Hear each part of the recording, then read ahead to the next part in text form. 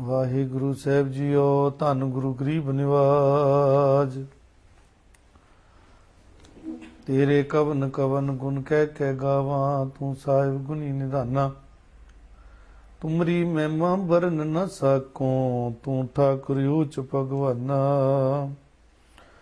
ਹਮੂ ਨਾਨਕ ਅਸਤ ਹਮੂ ਅੰਗਦ ਅਸਤ, ਹਮੂ ਅਮਰਦਾਸ ਅਫਜਲ ਅਮਜਦ ਅਸਤ, हमू रामदासो हमू अर्जन अस्त, हमू हर गोबिंदो अक्रमो ऐसन अस्त। हमू अस्त हर राय करता गुरु बदोशकारा, हम पुष्तोरु हमू हर किशनियाम दे सर बुलंद, अजय हासिल उम्मीद हर मुस्तमंद। हमू अस्त तेग बहादुर गुरु, के गोबिंद सिंह आमद अजनूरे। हमू गुरु गोबिंद सिंह हमू नानक अस्त, हमू रतन जोहर हमू माणिक अस्त। अमृत बाणी हर हर तेरी, सुन सुन होवे परम गत मेरी। जलन बुझी शीतल होई मनुआ, सतगुर का दर्शन पाए जियो। जिना सास गिरास ना विसरै, हर नामा मन मंत। धन से नानका, पूरन सोई संत।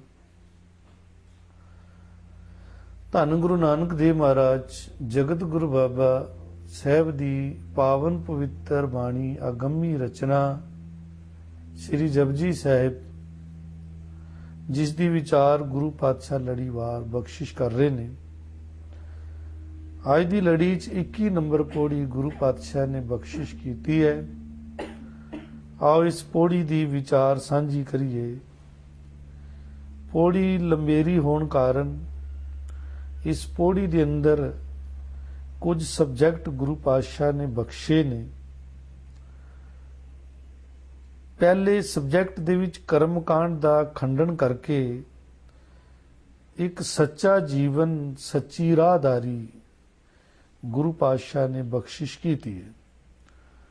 ਉਸ ਤੋਂ ਬਾਅਦ ਨਿਰੰਕਾਰ ਤੇ ਸੰਸਾਰ, ਇਹਦੇ ਉੱਤੇ ਇੱਕ ਚਾਨਣ ਪਾਇਆ ਹੈ ਵੀ ਨਿਰਗੁਣ ਤੇ ਸਰਗੁਣ ਦੋਵਾਂ 'ਚ ਉਹ ਆਪ ਹੀ ਬਿਰਾਜਮਾਨ ਹੈ। ਉਸ ਤੋਂ ਬਾਅਦ ਅਗਲਾ ਸਬਜੈਕਟ ਸਵਾਲ ਦਾ ਪੈਦਾ ਹੁੰਦਾ ਹੈ। ਕੁਝ ਸਵਾਲ ਇਸ ਪੌੜੀ ਦੇ ਵਿੱਚ ਕੀਤੇ ਗਏ ਹਨ। ਸਵਾਲ ਹੈ ਪ੍ਰਿਥਵੀ ਬਾਰੇ ਤੇ ਗੁਰੂ ਪਾਤਸ਼ਾਹ ਨੇ ਉਹਦਾ ਜਵਾਬ ਦਿੱਤਾ ਹੈ। ਇਸ ਤਰ੍ਹਾਂ ਸਵਾਲ ਜਵਾਬ ਕਰਕੇ ਅੱਗੇ ਫਿਰ ਸਵਾਲ ਖੜੇ ਹੁੰਦੇ ਹਨ ਕਿ ਫਿਰ ਅਸੀਂ ਰੱਬ ਨੂੰ ਕਿਸ ਤਰ੍ਹਾਂ, ਸਾਨੂੰ ਗਿਆਨ ਹੋਵੇ ਰੱਬ ਦਾ, ਸਮਝ ਕਿਵੇਂ ਆਵੇ। ਇਹਦੇ ਉੱਤੇ ਇੱਕ ਗੱਲ ਦੱਸੀ ਹੈ, ਨਿਮਰਤਾ ਸਿਖਾਈ ਹੈ। ਆਓ ਇਹਦੀ ਵਿਚਾਰ ਦੇ ਵਿੱਚ ਜਾਈਏ। ਇਸ ਪੌੜੀ ਵਿੱਚ ਕੀ ਬਖਸ਼ਿਸ਼ਾਂ ਗੁਰੂ ਪਾਤਸ਼ਾਹ ਨੇ ਕੀਤੀਆਂ ਨੇ। ਤੀਰਥ ਤਪ ਦਇਆ ਦਤ ਦਾਨ, ਜੇ ਕੋ ਪਾਵੇ ਤਿਲ ਕਾ ਮਾਨ। ਤੀਰਥ ਇਸ਼ਨਾਨ, ਅਨੇਕ ਤਰ੍ਹਾਂ ਦੇ ਤਪ ਕਰਨੇ, ਕਿਸੇ ਉੱਤੇ ਦਇਆ ਕਰਨੀ, ਕਿਸੇ ਨੂੰ ਦਾਨ ਦੇਣਾ, ਦਤ ਦਾਨ, ਦਿੱਤਾ ਹੋਇਆ ਦਾਨ। ਇਹ ਚਾਰ ਚੀਜ਼ਾਂ ਦੱਸ ਰਹੇ ਨੇ। ਇਸ ਦੀ ਕੀ ਮਾਨਤਾ ਹੈ ਭਲਾ? ਅਗਰ ਕੋਈ ਤੀਰਥਾਂ ਤੇ ਜਾਵੇ ਜਾਂ ਤਪ ਸਾਧਨਾ ਕਰੇ, ਸਰੀਰ ਨੂੰ ਕਸ਼ਟ ਦੇਵੇ, ਤਪੇ, ਆਪਣੇ ਆਪ ਨੂੰ ਤਪਾਵੇ, ਜਾਂ ਦਇਆ ਕਰੇ, ਜਿਵੇਂ ਗਊ ਨੂੰ ਪੇੜੇ ਖਵਾਤੇ, ਪਕਸ਼ੀਆਂ ਨੂੰ ਦਾਣੇ ਪਾਤੇ, ਚੀਂਟੀਆਂ ਨੂੰ ਆਟਾ ਪਾਤਾ, ਆਪਣੇ ਚੁਬਾਰੇ ਉੱਤੇ ਪਕਸ਼ੀਆਂ ਨੂੰ, ਚਿੜੀਆਂ ਨੂੰ ਕੁਝ ਰੋਟੀ ਬਣਾ ਕੇ ਪਾ ਦਿੱਤੀ। ਇਹਨੂੰ ਕਹਿੰਦੇ ਨੇ ਦਇਆ ਕਰਨੀ। ਤੇ ਦਾਨ, ਦਾਨ ਸਭ ਨੂੰ ਪਤਾ ਹੈ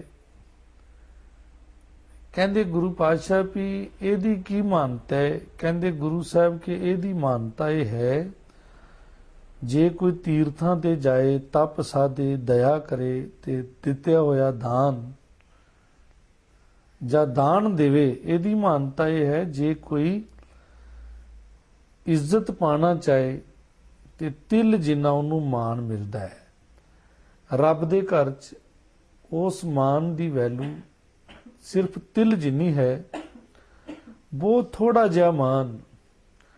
ਲੋਕ ਇਹੀ ਕਹਿਣਗੇ ਕਿ ਬੜਾ ਹੀ ਅੱਛਾ ਬੰਦਾ ਹੈ, ਦੇਖੋ ਤੀਰਥਾਂ ਤੇ ਜਾਂਦਾ ਹੈ, ਗਰਮੀ ਹੋਵੇ ਸਰਦੀ ਹੋਵੇ ਪਰਵਾਹ ਨਹੀਂ ਕਰਦਾ ਮੌਸਮ ਦੀ, ਪਰ ਤੀਰਥ ਇਸ਼ਨਾਨ ਕਰਦਾ ਹੈ। ਲੋਕੀ ਵਾਹ ਵਾਹ ਕਰਨਗੇ। ਜਾਂ ਕੋਈ ਤਪ ਸਾਧਨਾ ਕਰ ਰਿਹਾ ਹੋਵੇ, ਆਪਣੇ ਆਪ ਨੂੰ ਤਪਾ ਰਿਹਾ ਹੋਵੇ, ਤੇ ਲੋਕੀ ਕਹਿਣਗੇ ਇਹ ਤੇ ਬਹੁਤ ਹੀ ਤਪ ਕਰਨ ਵਾਲਾ ਹੈ। ਜਾਂ ਲੋਕੀ ਕਹਿਣਗੇ ਇਹ ਤੇ ਦਾਨ ਦਇਆ ਕਰਦਾ ਹੈ, ਪਕਸ਼ੀਆਂ ਨੂੰ ਦਾਣੇ ਪਾਉਂਦਾ ਹੈ। ਇਸ ਤਰ੍ਹਾਂ ਤਿਲ ਜਿੰਨਾ ਮਾਣ ਦੇਣਗੇ, ਇਹ ਤੇ ਦਾਨੀ ਹੈ। ਇਹ ਫੋਕੀ ਵਾਹ ਵਾਹ ਜੀਵ ਖੱਟ ਕੇ ਪਰਮਾਤਮਾ ਨੂੰ ਨਹੀਂ ਪਾ ਸਕਦਾ। ਇਹਦੇ ਚ ਫੋਕੀ ਵਾਹ ਵਾਹ ਮਿਲਦੀ ਹੈ, ਥੋੜਾ ਜਿਹਾ ਜਸ ਮਿਲਦਾ ਹੈ। ਰੱਬ ਦੇ ਘਰ 'ਚ ਇਸ ਦਾ ਤਿਲ ਜਿੰਨਾ ਮਾਣ ਹੈ। ਜਾਂ ਇਸ ਦੁਨੀਆ 'ਚ ਵੀ ਇਹ ਵੱਡੀ ਗੱਲ ਨਹੀਂ, ਇਹਦੇ ਨਾਲ ਕੋਈ ਸੁਖੀ ਨਹੀਂ ਹੁੰਦਾ। ਇਹ ਸਿਰਫ ਤਿਲ ਜਿੰਨੀ ਇੱਕ ਮਾਣ ਪ੍ਰਾਪਤ ਕਰਨ ਵਾਲੀ ਗੱਲ ਹੈ।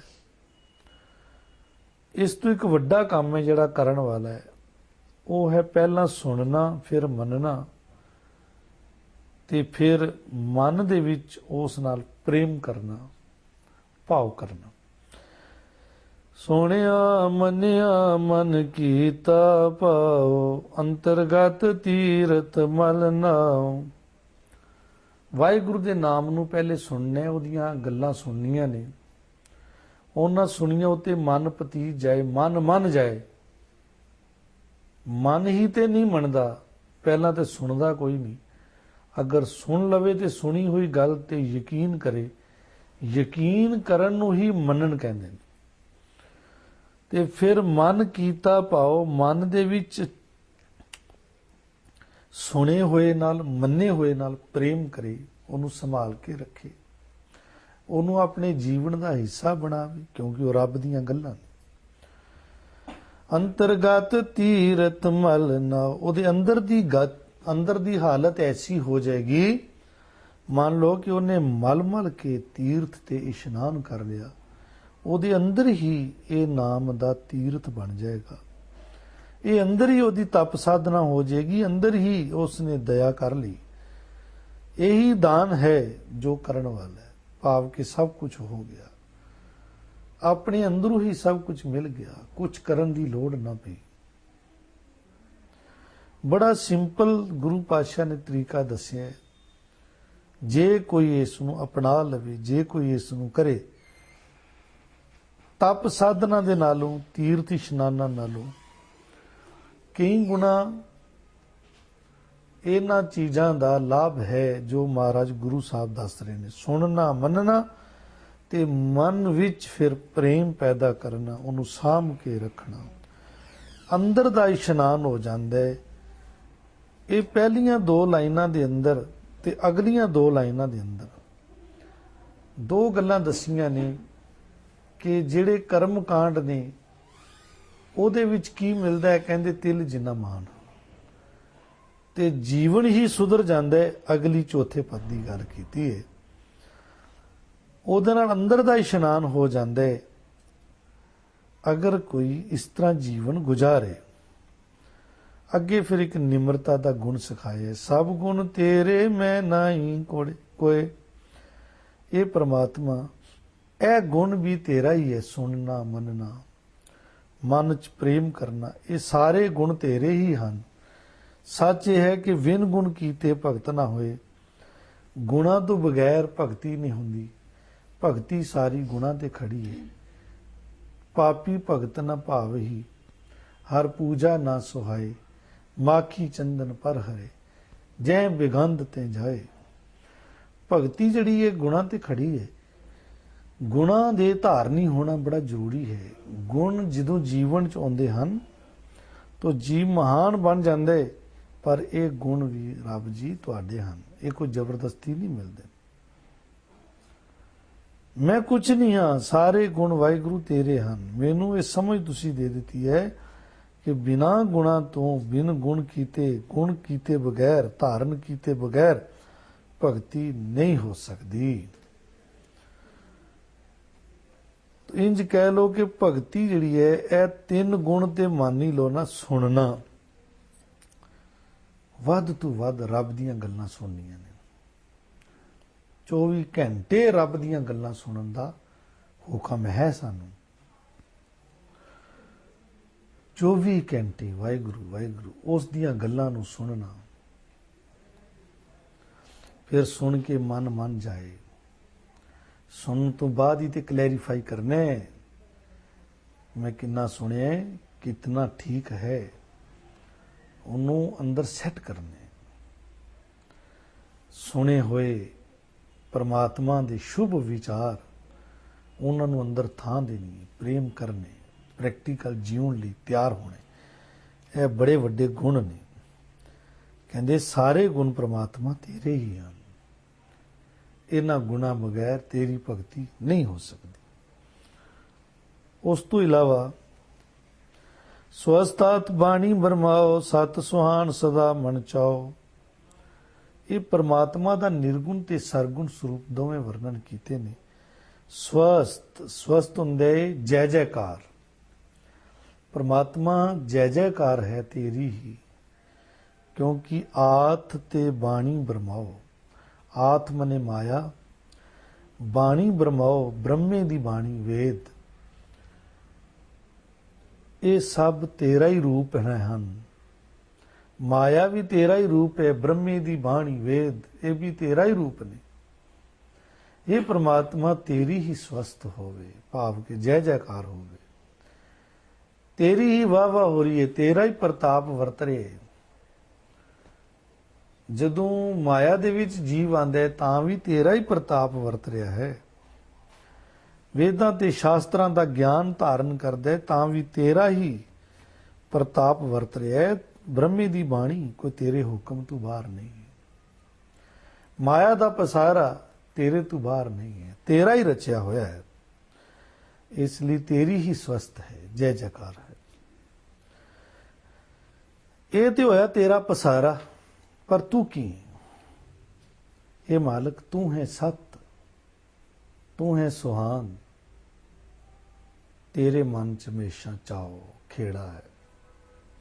सतमणि सदीवी हमेशा अमर, सुहान सुंदर ब्यूटीफुल, सारी जगह तेरी ही ब्यूटी है। ये परमात्मा तेरा ही सौंदर्य चारे पासे फैलिया हुआ है, पर तू सत है, सुंदर है, तेरे मन च हमेशा ही चाव है। सत सुहान सदा मन चाओ। अगर असी देखिए तो साड़ी आत्मा की है, आत्मा का की सुभाव है, जिहड़ी साडे अंदर है परमात्मा की जोत है, ਉਹਦਾ सुभाव ही सत है, अमर है, सुहान है, सुंदर है, सदा मन चाओ। ਉਹਦੇ च भी हमेशा चाओ है, खिड़ाओ है, क्योंकि जो रब का सुभाव है वही ਉਹਦੀ आत्मा का सुभाव है। पर मन के कारण ऐसा लपटाएमान होया मन कि संसार दे विच फसन कारण वो दुखां ते तकलीफां ते पीड़ां दे विच अपना जीवन गुजारदा है। यह है रब दा सच जिहड़ा इत्थे बयान कीता है। इत्थे तक इत्थे तक गल दस दिती कि माया भी वो आप है ते रब भी आप है, भाव के निर्गुण भी ते सरगुण भी वो आप ही है। ਉਹਦੀ प्राप्ति वास्ते गुण धारण करन दी लोड़ है, ते गुण हैगा सुनना ते मनना ते मन विच प्रेम करना, ਉਹਦੇ उत्ते चलना। बाकी सारा कर्म कांड है। जिथे कर्म कांड नूं पहला ही गुरु पातशाह ने ਤਲਾਂਜਲੀ ਦੇ ਦਿੱਤੀ ਹੈ। ਇਸ ਕਰਮ ਕਾਂਡ ਨਾਲ ਉਹਨੂੰ ਨਹੀਂ ਪਾਇਆ ਜਾ ਸਕਦਾ, ਗੁਣਾ ਨਾਲ ਪਾਇਆ ਜਾ ਸਕਦਾ। ਤੇ ਗੁਣ ਵੀ ਦੱਸ ਦਿੱਤੇ ਨੇ, ਨਾਲ ਇਹ ਕਹਿ ਦਿੱਤਾ ਹੈ ਕਿ ਮਾਇਆ ਸੰਸਾਰ ਵੀ ਉਹ ਆਪ ਹੈ, ਬ੍ਰਹਮੇ ਦੀ ਬਾਣੀ ਵੀ ਉਹ ਆਪ ਹੈ, ਪਰ ਫਿਰ ਆਪ ਸਤ ਸੁਹਾਨ ਸਦਾ ਮਨ ਚਾਓ, ਇਹੀ ਆਤਮਾ ਦਾ ਸੁਭਾਅ ਹੈ। ਅੱਗੇ ਫਿਰ ਸਵਾਲ ਖੜਾ ਹੁੰਦੇ, ਕਵਣ ਸਵੇਲਾ ਵਕਤ ਕਵਣ, ਕਵਣ ਥਿਤ ਕਵਣ ਵਾਰ। ਇਹ ਗੁਰੂ ਨਾਨਕ ਜੀ ਦੱਸੋ, ਕਵਣ ਸਵੇਲਾ, ਵੇਲਾ ਕਿਹੜਾ ਸੀ, ਵਕਤ ਕਿਹੜਾ ਸੀ, ਥਿਤ ਤੇ ਵਾਰ ਕਿਹੜਾ ਸੀ। ਕਵਣ ਸਵੇਲਾ ਵਕਤ ਕਵਣ, ਕਵਣ ਥਿਤ ਕਵਣ ਵਾਰ, ਕਵਣ ਸਿਰੁਤੀ ਮਾ ਕਵਣ, ਕਿਹੜੀ ਸੀ ਰੁੱਤ ਔਰ ਮਹੀਨਾ ਕਿਹੜਾ ਸੀ, ਮਾ ਕਵਣ। ਜਿਤ ਹੋਆ ਆਕਾਰ, ਇਹ ਜਦੋਂ ਆਕਾਰ ਬਣਿਆ, ਇਹ ਵੱਡਾ ਆਕਾਰ ਹੈ ਪ੍ਰਿਥਵੀ। ਪ੍ਰਿਥਵੀ ਵਿੱਚ ਅਨੇਕ ਆਕਾਰ ਨੇ, ਆਕਾਰ ਦਾ ਕੋਈ ਹਿਸਾਬ ਹੀ ਨਹੀਂ। ਆਕਾਰ ਫਿਰ ਪਰੇ ਤੋਂ ਪਰੇ ਨੇ, ਪਰ ਵੱਡਾ ਆਕਾਰ ਤੇ ਪ੍ਰਿਥਵੀ, ਇਸ ਪ੍ਰਿਥਵੀ ਦੇ ਆਕਾਰ ਦੀ ਗੱਲ ਚੱਲ ਰਹੀ। ਗੁਰੂ ਨਾਨਕ ਜੀ ਦੱਸੋ ਕਿਹੜਾ ਵੇਲਾ ਸੀ, ਕਿਹੜਾ ਵਕਤ ਸੀ, ਕਿਹੜੀ ਥਿਤ ਸੀ, ਕਿਹੜਾ ਵਾਰ ਸੀ, ਕਿਹੜਾ ਮਹੀਨਾ ਸੀ, ਜਦੋਂ ਇਹ ਸਾਰਾ ਆਕਾਰ ਇਸ ਦੁਨੀਆ ਦੇ ਵਿੱਚ ਪੈਦਾ ਹੋਇਆ।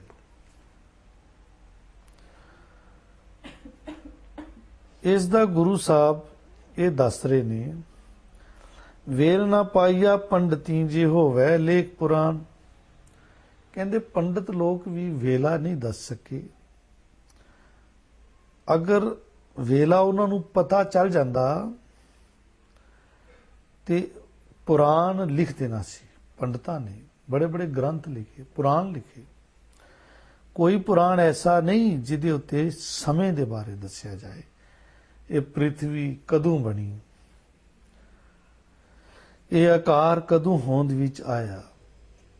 ਗੁਰੂ ਪਾਤਸ਼ਾਹ ਕਹਿੰਦੇ ਭਗਤੀ ਕਰਦਿਆਂ ਕਰਦਿਆਂ ਬੰਦੇ ਦੇ ਮਨ 'ਚ ਇਹ ਸਵਾਲ ਖੜੇ ਹੁੰਦੇ ਨੇ, ਫਿਰ ਇਹਨੂੰ ਜਾਣਨ ਵੀ ਲੱਗ ਪੈਂਦਾ। ਕਈ ਵਾਰੀ ਇਹਨੂੰ ਜਾਣਦਿਆਂ ਸਮਾਂ ਇਤਨਾ ਖਰਾਬ ਹੋ ਜਾਂਦਾ ਹੈ ਕਿ ਇਹਦੇ ਵਿੱਚ ਹੀ ਫਸ ਕੇ ਰਹਿ ਜਾਂਦਾ।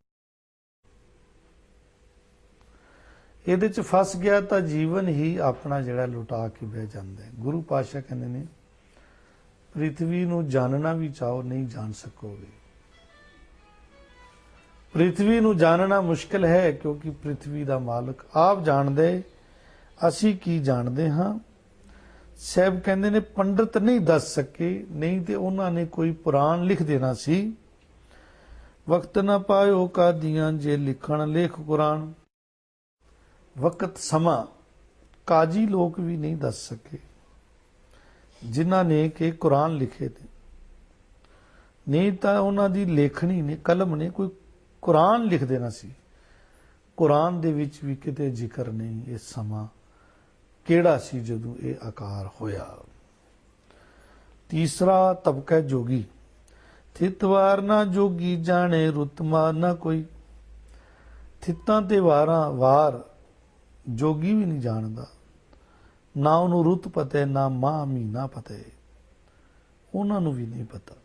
ਗੁਰੂ ਨਾਨਕ ਪਾਤਸ਼ਾਹ ਕਹਿੰਦੇ ਨੇ ਇਹ ਤਿੰਨ ਲੋਕਾਂ ਦੀ ਬੜੀ ਲੰਬੀ ਖੋਜ, ਪੰਡਤਾਂ ਦੀ, ਕਾਜ਼ੀਆਂ ਦੀ, ਜੋਗੀਆਂ ਦੀ।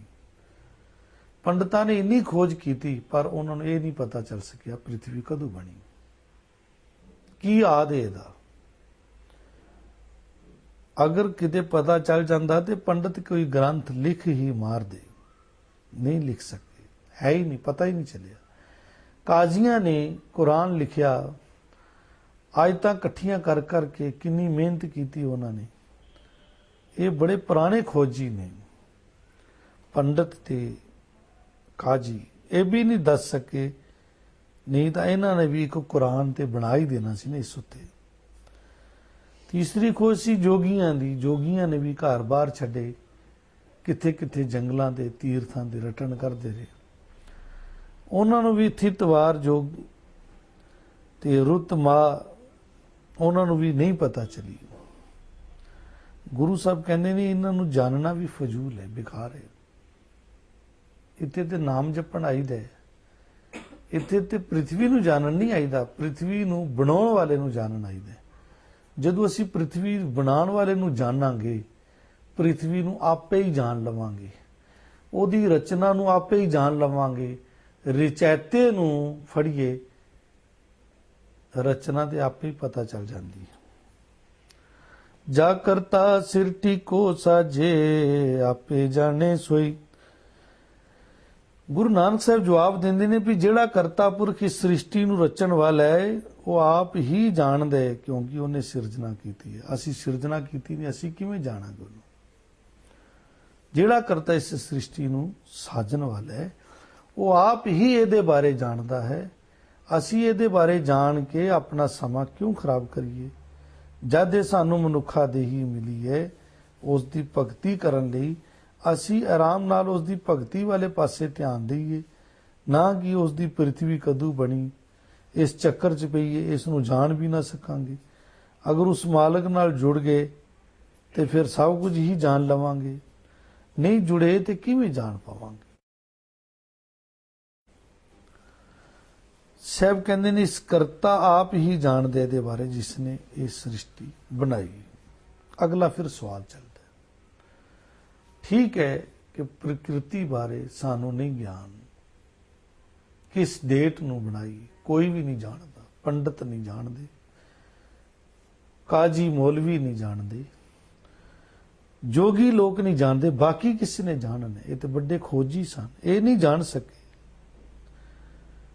ਤੇ ਫਿਰ ਗੁਰੂ ਨਾਨਕ ਦੇਵ ਜੀ ਉੱਤੇ ਅਗਲਾ ਸਵਾਲ ਹੈ, ਕਿਵ ਕਰ ਆਖਾਂ ਕਿਵ ਸਾਲਾਈ, ਕਿਉਂ ਵਰਨੀ ਕਿਵ ਜਾਣਾ। ਅੱਛਾ ਬਾਬਾ ਜੀ ਇਹ ਦੱਸੋ, ਮੈਂ ਕਿਵੇਂ ਵਾਹਿਗੁਰੂ ਨੂੰ ਆਖਾਂ? ਮੈਨੂੰ ਤੇ ਆਖਣਾ ਵੀ ਨਹੀਂ ਆਉਂਦਾ। ਕਿਵੇਂ ਉਸ ਨੂੰ ਸਲਾਹਾਂ? ਮੈਨੂੰ ਤੇ ਸਲਾਉਣਾ ਵੀ ਨਹੀਂ ਆਉਂਦਾ। ਕਿਵੇਂ ਉਸ ਨੂੰ ਵਰਣਨ ਕਰਾਂ? ਮੈਨੂੰ ਤੇ ਵਰਣਨ ਕਰਨਾ ਵੀ ਨਹੀਂ ਆਉਂਦਾ। ਕਿਵੇਂ ਜਾਣਾ?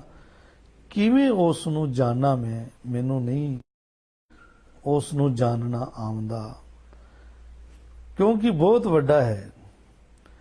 ਨਾ ਆਖਣਾ ਆਵੇ, ਨਾ ਸਲਾਉਣਾ ਆਵੇ, ਨਾ ਵਰਣਨ ਕਰਨਾ ਆਵੇ, ਨਾ ਉਹਨੂੰ ਜਾਣਨਾ ਆਵੇ, ਫਿਰ ਮੈਂ ਕਿਵੇਂ ਉਸ ਨੂੰ ਪਾਵਾਂ?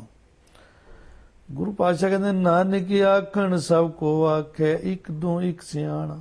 ਇਹ ਨਾਨਕ ਆਖਣ ਨੂੰ ਤੇ ਸਭ ਕੋਈ ਕਹਿੰਦਾ, ਇੱਕ ਦੋ ਇੱਕ ਸਿਆਣਾ, ਇੱਕ ਤੋਂ ਇੱਕ ਚੜ ਕੇ ਸਿਆਣਾ ਉਸ ਦੀ ਗੱਲ ਦੱਸਣ ਦੀ ਕੋਸ਼ਿਸ਼ ਕਰਦਾ। ਹਰ ਕੋਈ ਕਹਿੰਦੇ ਮੈਂ ਉਹਨੂੰ ਪਾਇਆ, ਘਾਟ ਨਾ ਕੋਈ ਕਹਾਇਆ, ਸਭ ਕਹਤੇ ਹੈ ਪਾਇਆ।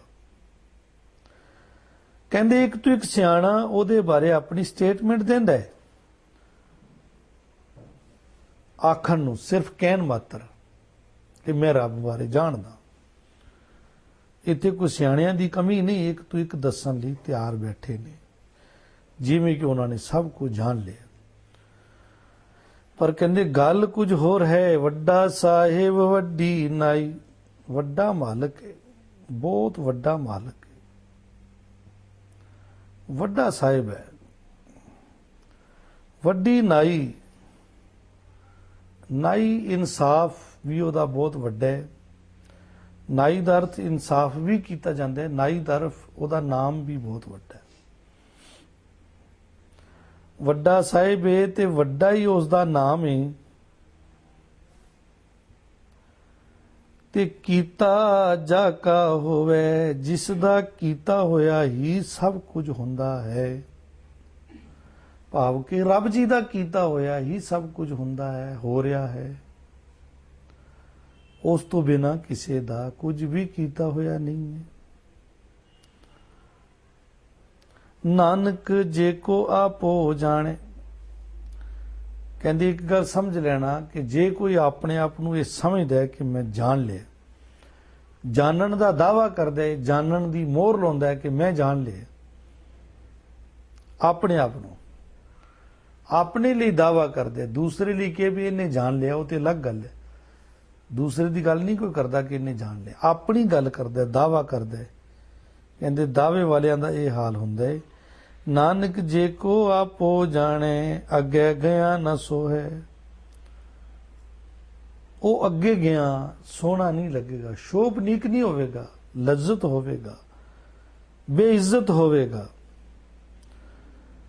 ਨਾਨਕ ਜੀ ਕਹਿ ਰਹੇ ਨੇ ਕਿ ਜੇ ਕੋਈ ਆਪਣੇ ਆਪ ਨੂੰ ਇਹ ਜਾਣ ਲਵੇ ਕਿ ਆਖੇ ਕਿ ਮੈਂ ਜਾਣ ਲੇ, इस चीज़ का दावा करे तो वह अगे गया होया शोभनीक नहीं होएगा। गुरु नानक देव जी महाराज की इस पौड़ी दे विच ये बचन बड़े कीमती ने, जिहड़े कि पहले पंडितां उत्ते सवाल कीता है। पंडितां दा सवाल है, उन्हां दे सवाल नूं गुरु पातशाह ने इत्थे कलमबंद कीते। कवन सुवेला वक्त कवन कवन थित कवन वार, कवन सिरुति मां कवन जीत होवा आकार। ये सवाल सी, सानू वक्त दसो, सानू वेला दसो, सानू थित ते वार दसो, ये कदू आकार वजूद विच आया है। गुरु साहब कहते हैं कि वेला नहीं दस सके पंडित, वो नहीं प्राप्त कर सके वेला। वेला लफज जिहड़े ये पंडितां दी भाषा दा है। वेला कहते वो वेला नहीं दस सके, नहीं पा सके। पंडिती बहुत बचन है, पंडिती जे उन्होंने पता चलता तो वह कुरान पुराण लिख देंगे। जिसलिए वह काजियां की गल करते हैं तो काजियां वास्ते वेला लफज नहीं इस्तेमाल कर रहे, उत्थे वक्त इस्तेमाल कर रहे। काजी लोग भी वक्त नहीं दस सके, ये भाषा है। जदों पंडितां की गल करते हैं तो पंडितां का लफज इस्तेमाल करते हैं वेला। जदों काजियां की गल करते हैं अदों वक्त इस्तेमाल करते हैं। जदों पंडितां की गल करते हैं अदों वक्त इस्तेमाल नहीं करते, क्योंकि वक्त ये इस्लामी भाषा का लफज है। वेला पंडितां की भाषा का लफज है। कहते वेला नहीं पा सके पंडित, उत्थे कहते ने काजी नहीं पा सके वक्त। ये भाषा करके दो बंदियां नाल चर्चा हो रही है, दो बंदियां की गल कर रहे हैं, इसलिए उन्हां दी भाषा प्रयोग कर रहे हैं इत्थे। अगे फिर जोगियां की गल, जोगियां की आम भाषा सी, उन्हां दी कोई स्पैशल भाषा नहीं, वो आम भाषा ही बोलते सन। गुरु नानक देव जी ने इस पौड़ी के अंदर ये दस्या है कि असी इस दुनिया के अंदर आए हाँ, सानू ये मनुखा जन्म मिलिया है। पहला तो सानू पता ही नहीं भी इस जन्म नूं असी सवारना किवें उच्चा बनाइए, समझ ही नहीं। एक तो वो समझ गुरु पातशाह ने इत्थे दिती है कि जीवन खराब हुंदा है दो चीज़ां करके, जां ते बंदा कर्मकांड करेगा, कोई तीर्थां ते कोई दया कर रहा, कोई तप कर रहा, कोई सूरज नूं पानी दे रहा, कोई पिपल नूं पानी दे रहा। इस तरह करके अपना जन्म जिहड़ा है कर्मकांडां दे विच बंदा खराब करदा है। सारा संसार कर्मकांड दे विच लगा होया। कर्मकांड का मतलब कि जिहदा आत्मा नूं कोई बेनीफिट ना होए, वो सारा कर्मकांड कहलाउंदे। तो हर जीव इत्थे कर्मकांडी है। एक तो कर्मकांड करके जीवन खराब हुंदा है, तो उन्हां नूं इत्थे ज्ञान दिता है भलिओ कर्मकांड ना करो, अगर तुसी कुछ करना है तो उहदियां गल्लां सुनो, रब बारे सुनो। सुनो भी किदे कोलों, जो धार्मिक ग्रंथां दे विच रब दी गल लिखी उहनूं सुनो, फिर मनो, फिर मन च उहदा प्यार पाओ, फिर तुहानूं अपने आप पता चल जाएगा कि तुहाडे अंदर ही इशनान हो गया। एक ते समुचे ज्ञान संसार नूं पूरा ज्ञान गुरु नानक सच्चे पातशाह ने बख्शिश कीता, नाले कहा भी तुसी गुण धारण करो। उस तो अगे जन्म खराब हुंदा है साडा, एक ते कर्मकांड करके हुंदा है, कर्मकांडी ते बथेरे ने थे। एक जन्म साडा खराब हुंदा है जदों असी वाहिगुरू दी प्रकृति दा अंत पाना चाहते हैं, उहदा एंड लभना चाहते हैं। इहदा एंड की है, इहदा अंत की, इहदा मध की, इहदा आद की। उस वेले अड़चने खड़ी हुंदी है कि परमात्मा दा जिवें आद अंत नहीं लभदा, उहदी प्रकृति दा भी आद अंत नहीं लभदा। गुरु पातशाह कहंदे ने भी जिहड़े लोग उहदा आद ही लभण लग पे, पृथ्वी कदों बनी, ਇਹਦੇ ਉੱਤੇ ਹੀ ਉਹਨਾਂ ਦੇ ਮਨ ਵਿੱਚ ਸਵਾਲ ਚੱਲਦੇ ਰਹੇ। ਇਹ ਸਵਾਲ ਸਾਰੇ ਪ੍ਰੋਬਲਮ ਕਰਨਗੇ, ਉਹਨਾਂ ਨੂੰ ਅੱਗੇ ਨਹੀਂ ਵਧਣ ਦੇਣਗੇ, ਉਹ ਇੱਥੇ ਫਸੇ ਰਹਿਣਗੇ। ਦੂਸਰਾ ਕਾਰਨ ਜਿਹੜਾ ਥੋੜਾ ਹਾਈ ਲੈਵਲ ਦਾ, ਜਿਹੜੇ ਹਾਈ ਲੈਵਲ ਦੇ ਲੋਕ ਨੇ, ਜਿਹਨੂੰ ਕਹਿ ਲੋ ਕਿ ਬੁੱਧੀ ਦੇ ਧਣੀ, ਅਕਲ ਵਾਲੇ ਲੋਕ ਨੇ, ਇੱਕ ਤੇ ਉਹ ਨੇ ਨਾ ਜਿਨ੍ਹਾਂ ਨੂੰ ਜ਼ਿਆਦਾ ਅਕਲ ਵੀ ਸ਼ਾਇਦ ਰੱਬ ਨੇ ਨਹੀਂ ਦਿੱਤੀ, ਉਹ ਕਰਮ ਕਾਂਡਾਂ 'ਚ ਨੇ। ਇੱਕ ਥੋੜੇ ਅਕਲ ਦੇ ਧਣੀ ਨੇ ਤੇ ਉਹ ਜਿਹੜੇ ਨੇ ਆਪਣਾ ਜਨਮ ਰੱਬ ਦੀ ਦੁਨੀਆ ਦਾ ਅੰਤ ਪਾਉਣ 'ਚ ਲੱਗੇ ਹੋਏ ਨੇ। ਇਹ ਕਦੋਂ ਬਣੀ, ਇਹ ਕਦੋਂ ਨਾਸ਼ ਹੋਵੇਗੀ, ਇਸੇ ਚੱਕਰ 'ਚੋਂ ਪਏ ਹੋਏ ਹਨ। ਉਹਨਾਂ ਨੂੰ ਇਹਦੇ 'ਚ ਲੱਭਣਾ ਕੁਛ ਨਹੀਂ। ਸਾਹਿਬ ਨੇ ਇੱਥੇ ਕਹਤੇ ਜਿਹੜਾ ਕਰਤਾ ਸ੍ਰਿਸ਼ਟੀ ਨੂੰ ਸਾਜਦਾ ਉਹ ਹੀ ਜਾਣਦਾ। ਤੁਸੀਂ ਇਹਦੇ ਉੱਤੇ ਆਪਣੀ ਬੁੱਧੀ ਨਾ ਲਗਾਓ। ਤੁਹਾਨੂੰ ਬੁੱਧੀ ਮਿਲੀ ਹੈ ਇਸ ਦੁਨੀਆ ਦੇ ਵਿੱਚ ਰਹਿਣ ਵਾਸਤੇ, ਬੁੱਧੀ ਦੇ ਤਲ ਤੇ ਤੁਸੀਂ ਇਸ ਦੁਨੀਆ 'ਚ ਰਹੋ। ਇੱਥੇ ਤੇ ਇਹ ਗੱਲ ਗੁਰੂ ਪਾਤਸ਼ਾਹ ਨੇ ਦੱਸੀ ਹੈ। 2 ਕਾਰਨ ਇਹ ਦੱਸ ਕੇ ਤੇ ਮੇਨ ਵਰਕ ਜਿਹੜਾ ਇਹਦੇ ਦੱਸਿਆ ਹੋਇਆ ਸੁਣਨਾ, ਉਹਦੀਆਂ ਗੱਲਾਂ ਸੁਣਨੀਆਂ, ਮੰਨਣੀਆਂ ਤੇ ਮਨ ਦੇ ਵਿੱਚ ਪ੍ਰੇਮ ਪੈਦਾ ਕਰਨਾ।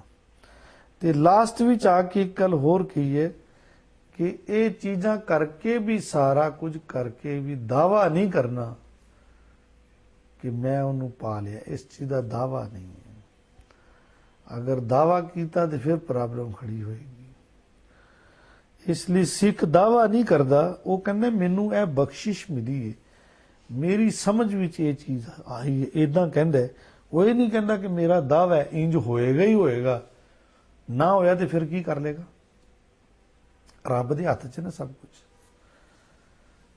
ਜਦੋਂ ਬੰਦਾ ਜਵਾਨ ਹੁੰਦਾ ਉਦੋਂ ਦਾਅਵੇ ਕਰਦਾ ਮੈਂ ਤੇ ਜ਼ਿੰਦਗੀ 'ਚ ਐਦਾਂ ਕਰਕੇ ਦਿਖਾਵਾਂਗਾ।